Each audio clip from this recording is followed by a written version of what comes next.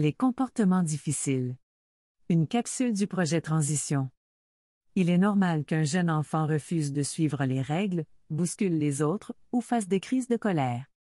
Il est important d'intervenir afin de lui enseigner les comportements attendus. C'est normal de devoir répéter, car l'apprentissage de la maîtrise des émotions n'est pas facile.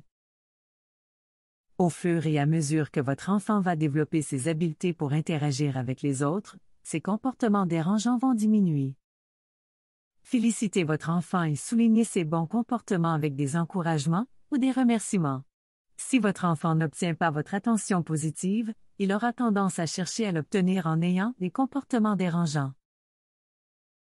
Il est important de ne pas attribuer des intentions qui sont propres aux adultes à un jeune enfant. Votre tout-petit ne vous manipule pas ou n'agit pas pour vous provoquer, il n'est pas capable d'un tel raisonnement. Accomplir une tâche qui demande un effort et qui n'apporte pas de récompense immédiate est difficile pour votre enfant. Vous pourriez par exemple diviser l'objectif en petites étapes et le récompenser au fur et à mesure. Pour améliorer un comportement dérangeant, il faut essayer de comprendre ce qui se cache derrière. Par exemple, elle est en colère parce que son frère lui prend souvent ses jouets, ou il est maladroit parce qu'il s'excite facilement avant une sortie.